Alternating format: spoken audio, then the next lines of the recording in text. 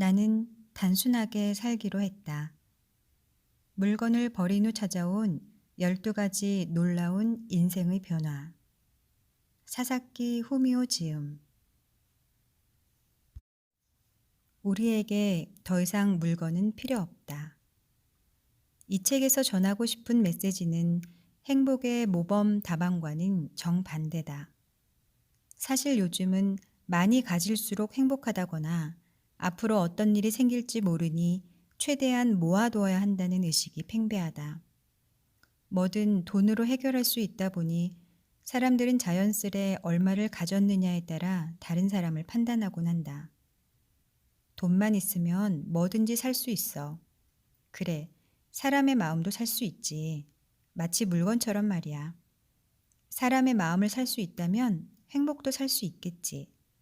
그러니 돈을 벌자. 나만 손해보기는 싫어.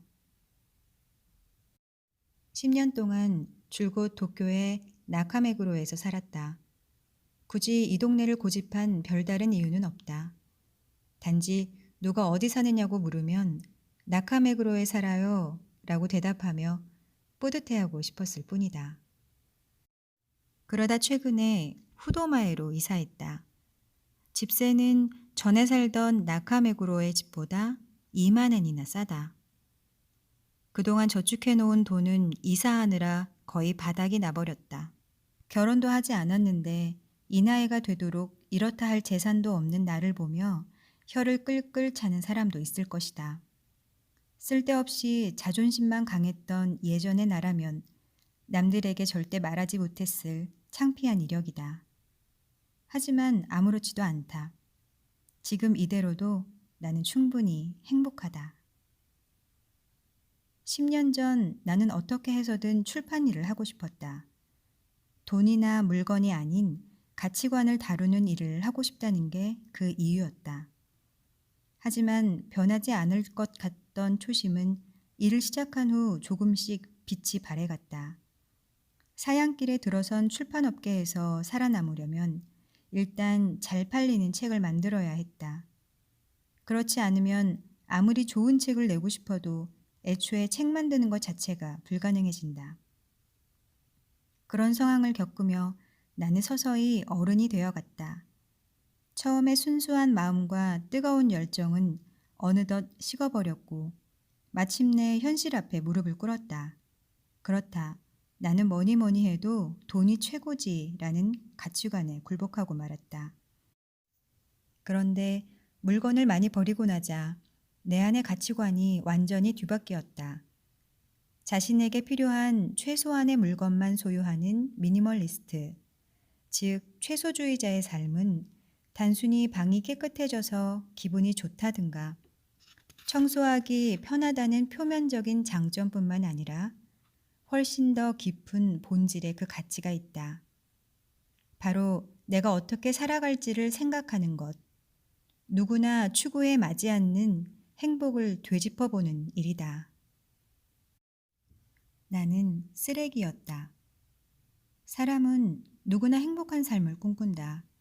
그래서 매일 공부하고 일하며 육아와 스포츠, 취미 활동에 힘쓴다. 남의 눈에는 이런 삶이 지나치게 가혹하고 고독하며 불행을 택한 것처럼 보일지라도 그 모두가 행복을 추구한 결과다. 나 역시 물건을 버리지 못하고 쌓아두면서 그것이 나의 가치이자 행복으로 이어진다고 믿었다. 이 책 앞부분에 실린 방 사진을 보면 알 수 있듯이 나는 물건을 무척 좋아하고 잘 버리지 못하는 사람이었다. 하지만 갖고 싶은 것들을 다 가지고서도 늘 다른 사람과 비교하면서 비참한 기분에 빠지곤 했다. 내가 무엇 해야 하는지 깨닫지 못해 혼란스러웠다. 무슨 일이든 깊이 생각하지 못한 채 시간을 허비했고 출판일 역시 그렇게 갈망해서 선택한 직업임에도 후회하기 시작했다. 걸핏하면 술에 의지했다. 나는 고작 이 정도밖에 안 되는 인간이라고 체념하면서 그저 모든 것에 익숙해져 갔다. 가끔씩은 지저분한 방을 탈출하기도 했다. 주말에 여자친구가 오면 부랴부랴 방을 치우고 보이는 부분만 청소하면 나름대로 봐줄만 했다. 감각 있고 세련된 소품들을 잘 배치해 놓고 간접 조명으로 아늑한 분위기를 만들곤 했다. 하지만 평소에는 늘 책이 여기저기에 쌓여 있었다. 책장에 다 들어가지 않아 널려 있는 책들. 언젠가 읽어야겠다고 생각만 하면서 대충 넘겨보기만 한 게 대부분이었다. 중간에 때려치운 취미 용품들도 늘 바닥에 굴러다녔다. 먼지를 뒤집어 쓴 초보자용 기타와 앰프, 시간이 나면 시작해 보려고 사둔 영어 회화 교재 등이 방바닥에 그냥 놓여 있었다. 멋진 앤티크 카메라에는 필름을 끼워본 적도 없다. 처음엔 잔뜩 의욕에 넘쳐 마구 사들였지만 한 가지를 꾸준히 계속한 적이 없다. 집에서는 주로 녹화해둔 버라이어티 프로그램을 다 보고는 스마트폰으로 퍼즐 게임을 할까? 편의점에 가서 술을 사올까? 고민하는 게 전부였다. 이렇게 물건이 많았는데도 늘 남과 비교하기만 했다. 한 대학 친구가 도쿄의 고급 아파트에 살고 있었는데 현관부터 눈부시게 화려했고 거실에는 북유럽풍 가구와 식기가 진열되어 있었다. 친구의 따뜻한 대접을 받으며 나는 째째하게도 집세를 머릿속으로 계산하곤 했다. 친구는 대기업에 입사해 많은 연봉을 받으며 안정된 생활을 하고 있었다. 게다가 아름다운 아내와 귀여운 아기도 있었다. 딱 봐도 부티나는 옷을 입은 아기의 재롱을 보며 생각했다. 대학 다닐 때는 나와 별반 차이가 없었는데 대체 이 친구와 나의 삶은 어디서부터 무엇 때문에 달라진 것일까? 지금의 내 수입으로는 도저히 미래를 꿈꿀 수 없다는 이유로 여자친구에게 차이기도 했다. 이 모든 열등감과 질투를 교묘히 숨기고 나는 아무렇지도 않은 듯이 행동했다. 솔직히 말해서 예전의 나는 쓰레기였다. 물건을 버리고 불행도 함께 버리다. 누군가가 내게 말했다. 물건을 버렸을 뿐이면서. 분명 나는 물건을 버렸을 뿐이다. 아직 아무것도 이루지 못했고 남들에게 자랑할 만한 일도 하나도 없다. 하지만 이것만은 자신 있게 말할 수 있다. 물건을 줄인 후 나는 매일 행복을 느낀다. 행복이 무엇인지를 조금씩 알아가고 있다. 예전의 나처럼 비참했던 사람, 자신을 남과 비교하는 사람, 그래서 불행하다고 생각하는 사람이 있다면 일단 물건에서 벗어나 보라고 말하고 싶다. 물론 처음부터 물건에 대한 집착이 없거나 넘쳐나는 물건의 카오스 속에서도 보물을 발견하는 천재도 있다. 그렇지만 나는 평범한 사람이 더욱 평범한 행복을 느낄 수 있는 길, 늘어난 물건들 속에서 잃어버린 우리 본연의 삶에 대해 이야기하고자 한다. 누구나 행복해지길 원한다. 하지만 그렇게 간절히 원해서 손에 넣은 물건으로는 아주 잠깐 동안만 행복할 뿐이다. 우리는 행복에 대해 정말로 아는 것이 없다. 물건을 줄이는 일은 행복에 대해 다시 한번 생각해 보는 일이다. 이 말도 과장되게 들릴까? 하지만 나는 진심으로 그렇게 생각한다. 사사키 후미오. 최소의 삶이 가져온 기적. 물건을 최소한으로 줄이고 난 후 나의 하루는 완전히 달라졌다. 일을 마치고 집에 돌아오면 욕실에 들어가 목욕을 한다. 여기까지는 똑같다. 하지만 욕조는 반짝반짝하고 깨진 세면대는 말끔히 수리된 상태다. 욕실에서 나오면 마음에 드는 평상복으로 갈아입는다. 그러고 나면 예전처럼 텔레비전을 보지 않고 책을 읽거나 글을 쓴다. 그리고 술도 마시지 않는다. 물건이 없는 확 트인 공간에서 느긋하게 스트레칭을 하고 잠자리에 든다. 아침에는 따사로운 햇살에 눈을 뜬다.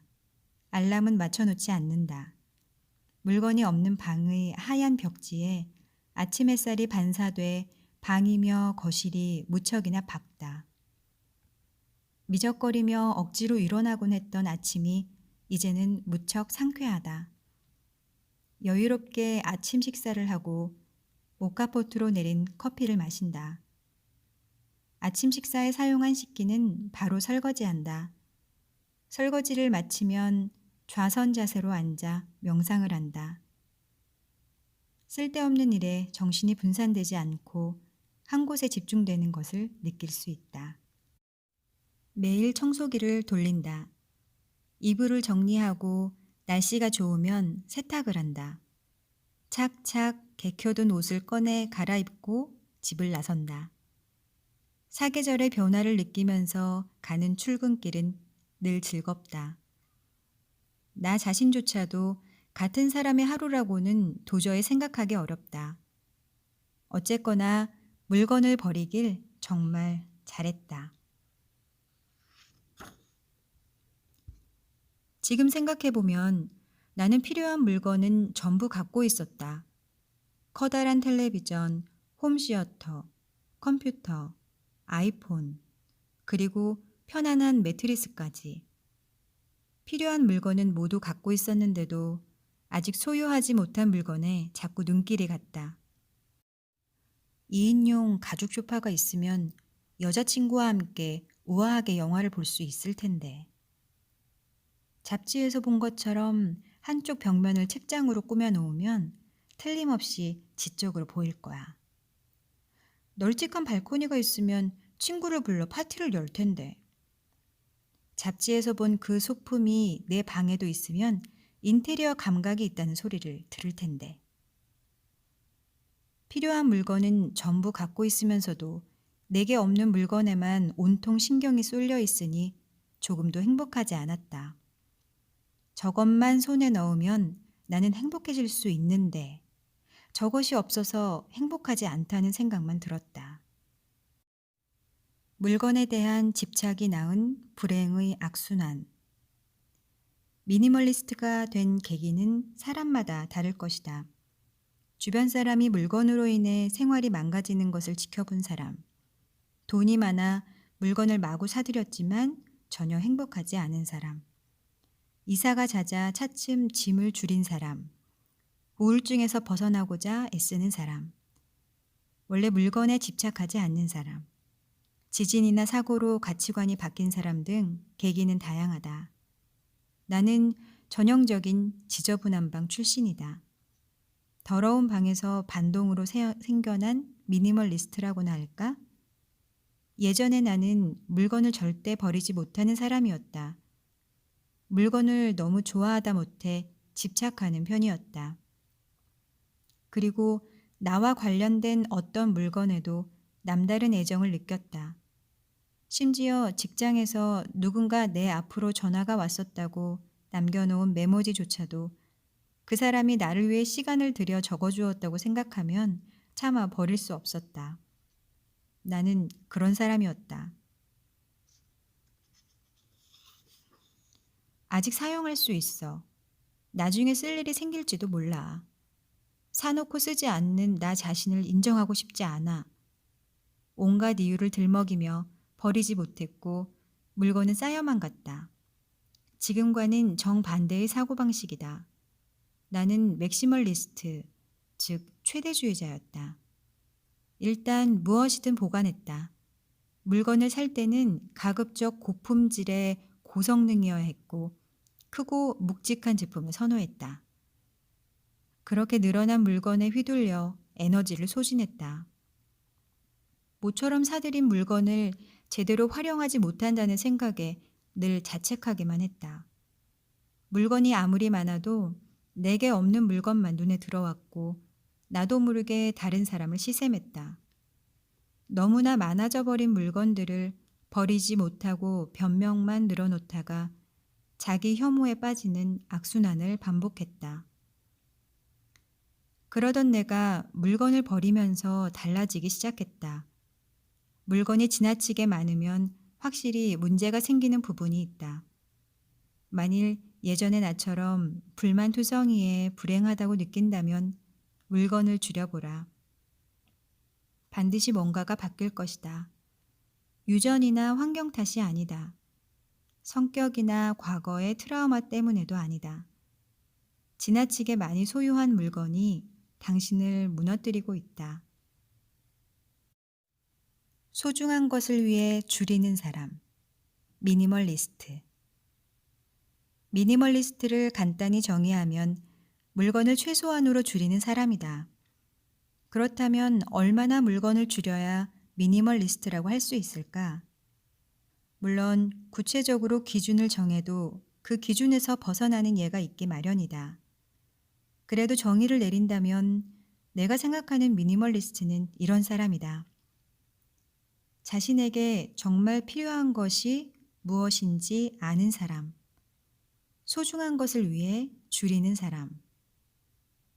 만일 소유한 물건이 100개가 넘으면 미니멀리스트가 아니고 100개 이하로 줄이면 미니멀리스트일까?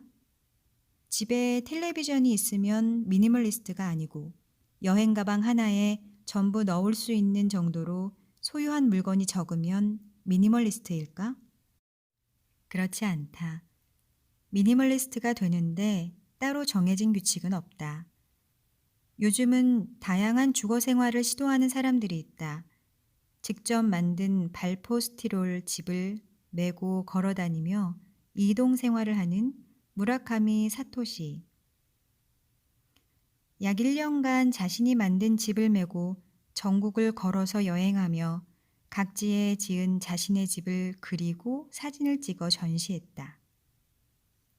집 없이 토트백 하나로 이동 생활을 하는 사카스메 게이고. 일본은 물론 전 세계를 자유롭게 돌아다니며 경험한 이야기를 트위터와 이바야 통신이라는 블로그에 연재하고 있다. 처럼 살아야 미니멀리스트인 걸까? 제대로 된 집에서 사는 사람은 미니멀리스트가 아닐까? 내가 생각하는 미니멀리스트는 자신에게 정말로 필요한 물건이 무엇인지 알고 있는 사람이다. 남의 시선을 의식하며 물건을 갖고 싶어 하는 사람이 아니라 무엇이 소중한지를 알고 그 외의 물건을 과감히 줄이는 사람이다. 무엇이 필요하고 무엇이 소중한지를 사람마다 다르다. 미니멀리즘의 정답은 없다. 미니멀리즘, 즉 물건을 줄이는 일은 목적이 아니다. 미니멀리즘은 다른 소중한 것을 발견하기 위한 수단이며 중요한 이야기를 엮어내기 위한 서장이다. 물건을 줄이고 나서 내가 발견한 것들을 독자들에게도 보여주고 싶다. 그리고 물건 이외의 미니멀리즘에 관해서도 이야기하고 싶다. 현대사회는 물건이 넘쳐나는 데다 너무 복잡하고 다양하기 때문에 물건에서 시작된 미니멀리즘은 다른 영역으로도 확산되고 있다. 소중한 것을 소중히 하기 위해 소중하지 않은 물건을 줄인다. 소중한 것에 집중하기 위해 그 외의 것을 줄인다. 이런 미니멀리즘의 정의는 모든 상황에 적용할 수 있다.